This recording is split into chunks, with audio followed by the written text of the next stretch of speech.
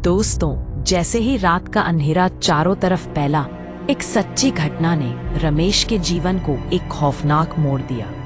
रमेश एक साधारण आदमी जो शहर की हलचल में दिन रात काम करता, उस रात 12 बजे बस स्टॉप पर खड़ा था।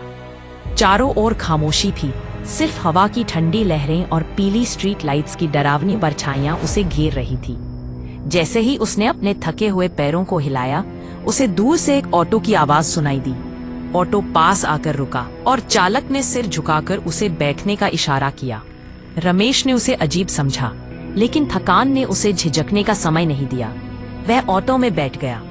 शुरुआत में सब कुछ सामान्य था, लेकिन धीरे धीरे उसने महसूस किया कि ऑटो बहुत धीमा चल रहा है।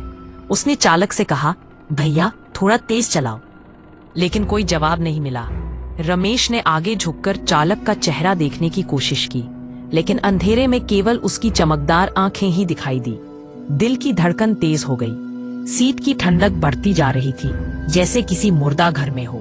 तभी ऑटो अचानक एक सुनसान सड़क पर मुड़ गया। भैया, ये रास्ता गलत है। रमेश घबरा गया। इस बार चालक ने हंसकर कहा, लेकिन वह हंसी इंसानी नहीं थी। रमेश के दिल में एक डर की लहर दौड़ गई। ऑटो की अंदर की लाइट अचानक जल गई और रमेश ने देखा कि चालक का चेहरा सड़ा हुआ था। वो समझ गया कि वह किसी भूत के साथ है। ऑटो की रफ्तार तेज हो गई और हवा जोरों से चलने लगी। रमेश ने दरवाजा खोलने की कोशिश की, लेकिन वह बंद था। भूतिया चालक ने कहा, बहुत दिनों बाद कोई सवारी मिली है, आज तू मेरे साथ ही चलेगा। उसकी आंखों से आंसू बहने लगे। उसने भगवान को याद किया और मंत्र पढ़ने लगा। तभी उसके सामने एक पुराना मंदिर आया। मंदिर के पास पहुंचते ही ऑटो झटके से रुक गया और भूत ने जोर से चीखा। दरवाजे अपने आप खुल गए और रमेश बिना एक पल भी गंवाए भागा। मंदिर के अंदर गिरकर बेहोश हो गया। जब सुबह उसकी आंख खुली तो वह उसी मंदिर में था।